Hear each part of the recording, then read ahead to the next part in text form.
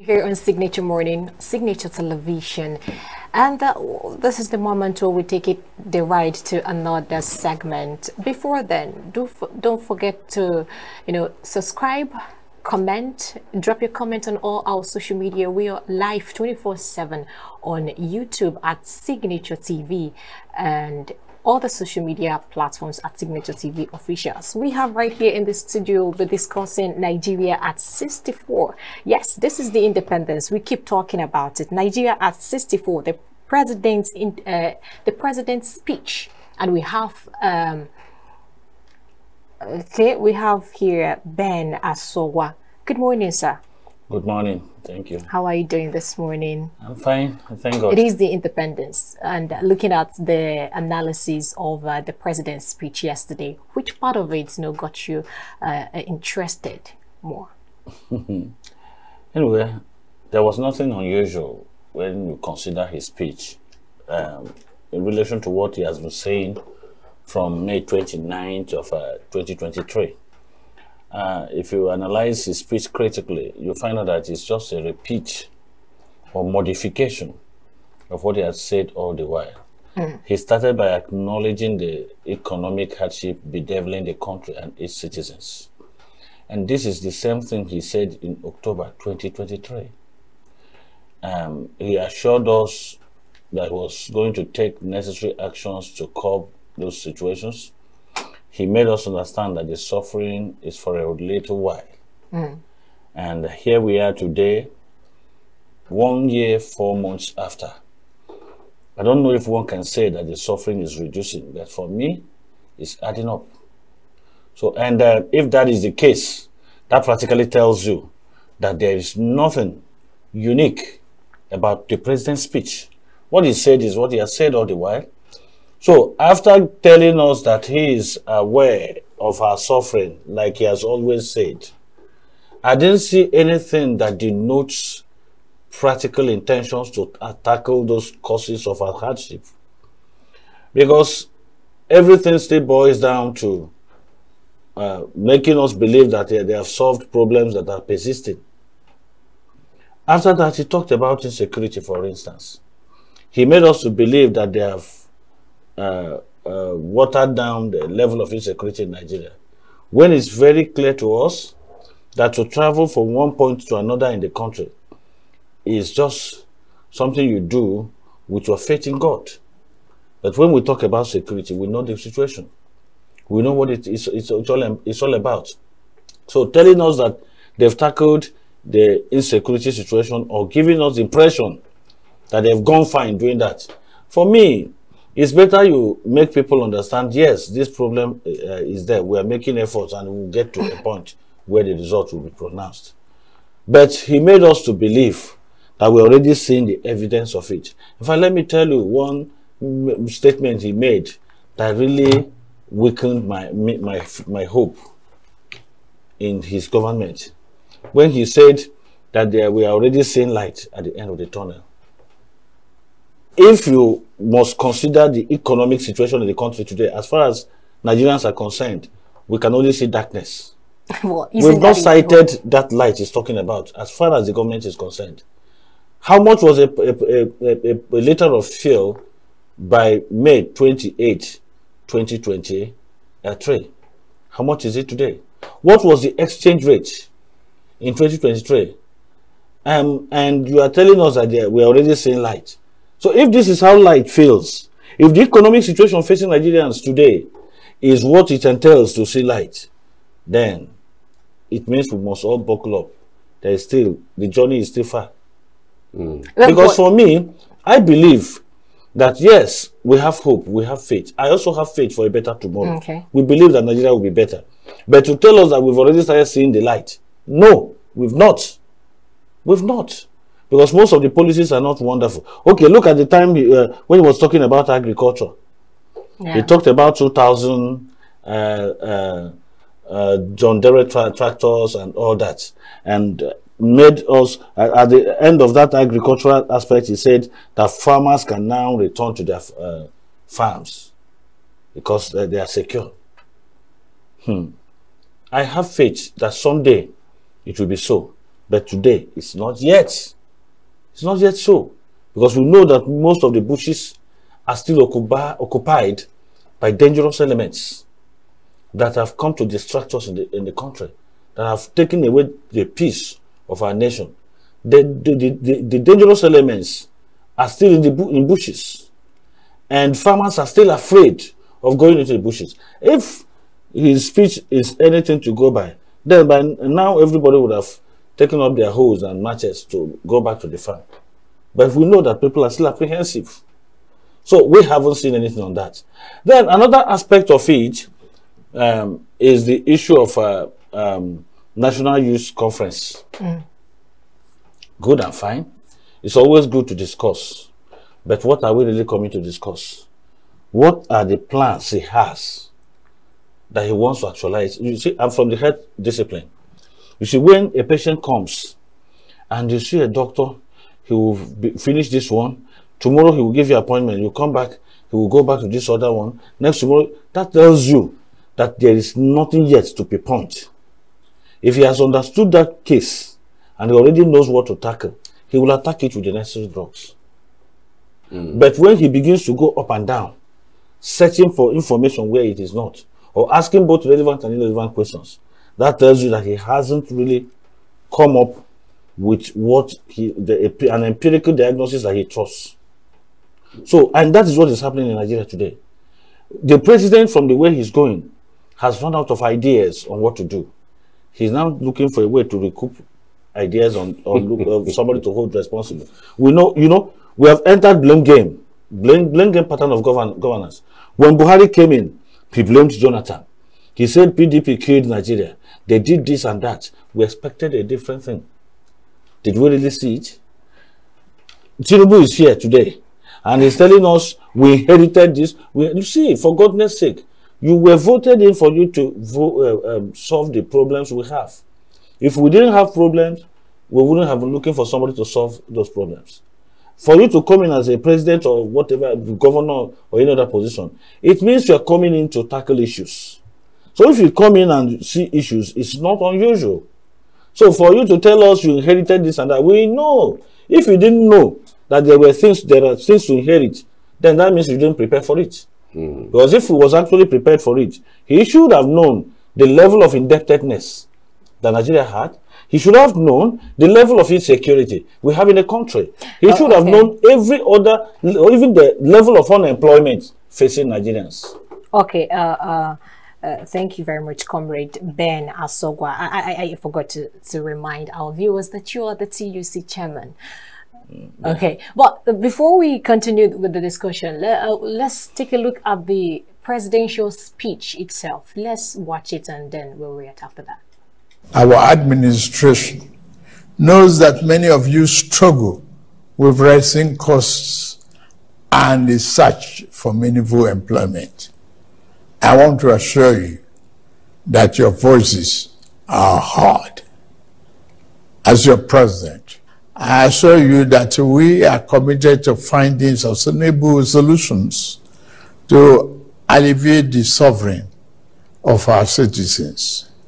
Once again, I plead for your patience as the reforms we are implementing show positive signs, and we are beginning to see the light at the end of the tunnel. Exactly 64 years ago, our founding fathers chose democracy as a form of government and launched the dream of a great country that will lead the rest of Africa out of poverty, ignorance, and underdevelopment. A beacon of hope for the rest of Africa and the world. Over 6 decades later, we can look back and Nigerians worldwide can see how well we have succeeded in realizing the lofty dream of our founding fathers. The world is witnessing and benefiting from the can-do spirit of Nigerian people, our massive intellectual capacity, and our enterprise and industry in all vocations, from art to science, technology to infrastructure. The dreams that our founding fathers envisaged are still work in progress. Every day, we put our hands on the plow, determined to do a better job of it. While it is tempting to focus on what has been left undone and where we have stumbled as a nation, we must never lose sight of how far we have come in forging. The video, showing our President Bola Ahmed Tinubu's speech for the nation. And let's come back to you. You actually know everything that he says. You've seen the video and all of that. You made mention of the fact that he didn't mention any particular thing he's going to do for all the problems listed. But let's take it bit by bit. From the energy and transportation sector, the speech highlighted efforts to promote the use of compressed natural gas (CNG) for mass transportation. Don't you think that this is all actually a way to combat these things, that is the kind of a reform to all the problems? Hey, look at it this way. When the president pronounced the removal of fuel subsidy in 2023, what happened? We presented about 15 demands, one of which was to provide CNG vehicles and also CNG conversion plants. Where do you have one that we can boast of from that moment? When he was talking to Nigerians in the year 2023, October 1st, he still talked about CNG. And he told us they already had 3,000 CNG vehicles on their way. Where are the CNG vehicles? Even the ones handed over to TUCNS and Co. Within a week, now less than a week ago, it was about 64 vehicles, which they just wanted to use to paint a picture that something is going on. Where are these 3,000 CNG vehicles? He told us then that they were going to establish conversion shops or factories within different zones. We are in the southeast. If you want to convert your vehicle to CNG user vehicle, where do you go to? So we keep on singing the song of we are going to, we shall, we are going to. Is that what we was voted for? If we continue talking about CNG, by now, I expected the president to tell us the number of CNG vehicles moving around Nigeria, the number of conversion centers the government has established, directly or indirectly, and the conversion kits the government has been able to provide or subsidize for Nigerians. He should have told us that. But he's still talking about pre-planning to. How can you use your whole lifespan to plan? So that is what we are talking about. As far as Nigerians are concerned, I think people are beginning to get tired of telling them what you do. Tomorrow you tell them what you do. Next tomorrow, if your father gives you a promise that he will do something tomorrow, and tomorrow he tells you tomorrow, then tomorrow will become a rhetoric. Well, he's barely a year. A year, and how long does it take to take off? If it will take him this length of time to make promises, what time will it now take to make it work? Because I don't believe that if it was something that you want to establish as your personal business, and looking at the urgency it demands, I don't believe we should be talking about that now. And let me tell you one thing he omitted completely when he was discussing the power sector. He avoided the refineries. Was he not the one that promised us that refineries were going to resume in the month of December 2023? He spoke about reforms in the oil and gas sector. Reforms. What does reform entail us? He was referring about Petroleum Industry Act and all those reforms. They haven't there. Which reforms has he been able to do? That is what we want to see.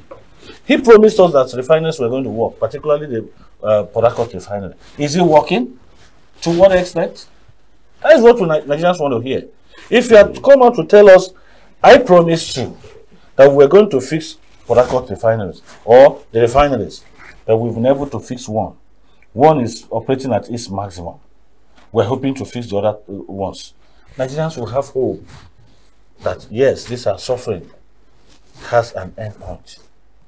That is when you tell us that we can see light at the end of the tunnel, and we believe you. But there is no practical effort that is practical enough to convince us that something is happening.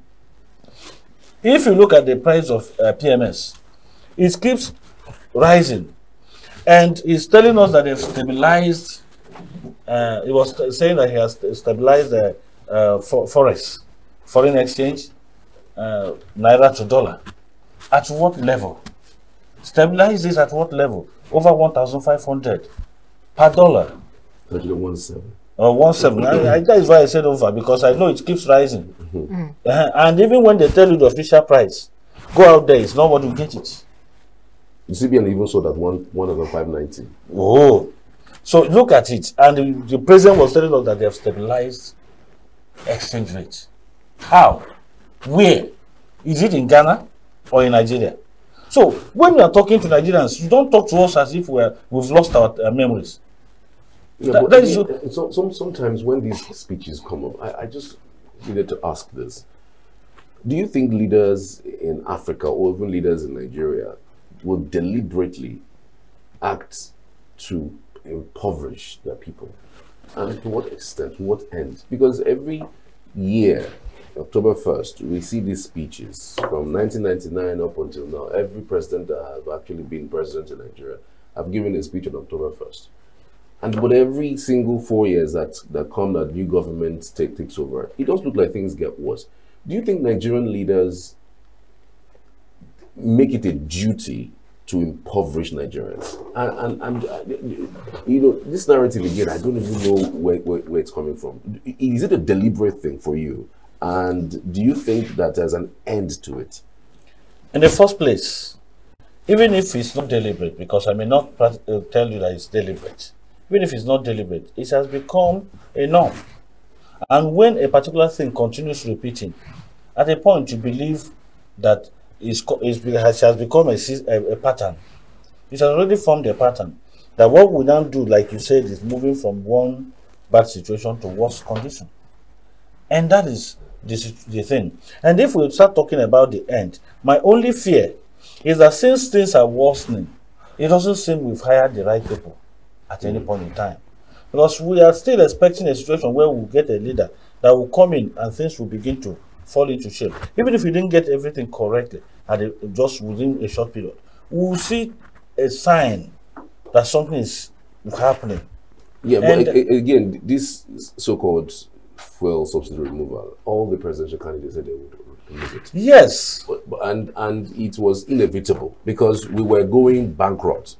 Our debt to GDP ratio was at 97%. It was only a matter of time for those people who we borrowed money from to come after our country. The other day, we had a company in China seized our airplane because we're owing them. A state in Nigeria is owing them. So, and when was that aircraft seized? When was that? It was after removing subsidy. Was it not after removing subsidy? No, but I'm just saying that. I'm just thinking that the removal of subsidy was inevitable. It was something that should and must be done. Yeah. And there's no way around it. You can't say, oh, okay, remove subsidy and maybe make it feel good. It's just maybe the method that he has done it, doing it in such a way that, you know, people don't have time to adjust, or maybe there is no alternative to whatever the removal is. So it's inevitable. The prices of things will still go up, even if it was Atiku or Peter Obi or even him. So it's just the period. Let me cut in, please. It's just this period that we are passing through that we must pass through. Because I think you have already answered the issue, settled the issue yourself. It's not a matter. You see, we can take same action, but the attitude, the approach, and the ability to manage the consequences of your actions. It's just like, you know, I was using medical aspect to make reference. See, if it's a matter of bringing somebody on the table to cut, you can do it. You can use knife on the stomach wire and you cut it. But what makes you a surgeon is your ability to manage what happens when you cut. Okay. That is it. So, if you must be a good leader, even when things become inevitable, you must manage the consequences. In the first place, At a point, even as organized labor, we were not talking against fuel subsidy removal fully. We were only telling them what they must do before removing fuel subsidy, because we knew that it was going to be dangerous to remove fuel subsidy and depend on the international market price and depend on the exchange rate. That we knew it was going to be more difficult for Nigerians. We expected a situation where the government would take every action to ensure that our refineries are operating at maximum, even if it would require establishing new ones, at least 2 new refineries, to be sure that whatever quantity of PMS we are using in the country can be refined within here. That would have made it lighter for us. But they didn't do that. So now that he has removed subsidy, the palliative measures you would have, they should have taken are being ignored, or they are playing with it. Because if you look at it, in the first place, what did he tell us when he was removing subsidy? That they will recover the money and use it for some other things. What are they using it for? So, having removed fuel subsidy, because even their reason for removing fuel subsidy was a sick reason. Do you know why I said that? Saying that there were people were cabal, that it's a center of corruption, and people were mutilating figures. I kept on asking myself, these people that are talking about corruption in the subsidy industry, if they remove the subsidy, will they chain all the corrupt people there, imprison them before taking it to another angle? Because it's just like carrying a rotten meat from one point to another and thinking that flies will not follow you. Once you carry it to another point, the same flies will follow you. In fact, other flies will come to join. That is just the thing. So they didn't remember the fact that for the fact that they were talking about corruption, that once you take out the subsidy money, the same corrupt people will follow you to wherever you take it. And that is what is happening today. The president, after 1 month's removal of subsidy, told us that they've saved up to ₦1 trillion plus. Today, he has not said anything about what they've saved. He was telling us that they have brought down our debt down to GDP ratio. And yes, good and fine. It's good to say that, but what we see in the system doesn't suggest that they've done wonderfully well. Because it's only now that we've gotten to a point where our creditors are now seizing our property. So if you become so indebted that it gets to a point where your creditors begin to seize your property, you know you've reached climax now. So if it has gotten to that point, how do we now say we are now getting freer? Today we know how much we are owing China. And that is why most of those countries are on our neck, deciding for us. Because you know, when you become indebted to a person, if he raises his hand in a meeting, you lower your own hand. If he says what you don't like, you find it difficult to oppose him. Because you know that whatever you say against, in fact, when he talks rubbish, you clap. That is the consequence. And that is what is happening to Nigeria. We don't have face before the international community. So what is Labour's stance now? I mean, the last time we heard anything about Labour was the arrest of your chairman, the national chairman. And now, I mean, that's the NLC chairman now. And now it's as if Labour has withdrawn from this talk about increment in salaries, or maybe even engaging the government as to the latest increase in pump price. So what is the plan for Labour? What are you guys talking about? How are you engaging the government in this hardship? All right. In the first place, we have not withdrawn from anything. When you talk about increment in salary, recently the salary adjustment was brought out. That is a consequential adjustment. And so the implementation has started gradually. Even as I talk, we have a standing committee on minimum wage in Enugu State. And the time is even due for us to give report to the governor. He's already waiting for a report to come up, where we will now look at what we are going to present to him and then take necessary steps, as he has promised already. So when we talk about it, nobody is keeping quiet. It has gotten down to state level now. Most states are now discussing minimum wage. Other states that did not set up committees before have started setting up their own. So we are still talking deeply on that. Then on the issue of petroleum pump price, we are really, we have people in all the MDAs, including the petroleum industry. We have our people there.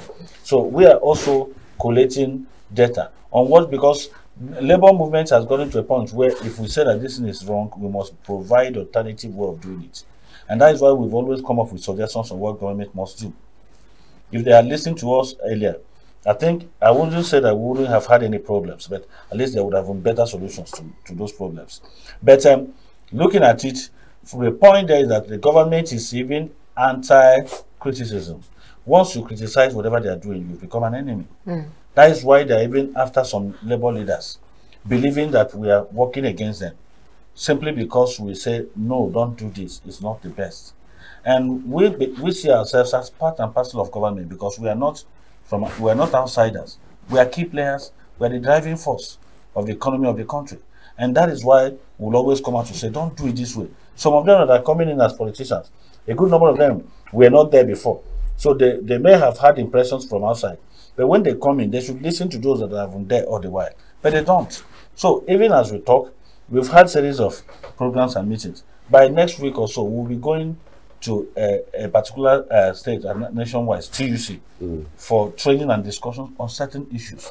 So sometimes when we keep quiet like this, or when we are not hearing certain things, it may not mean that we've retired.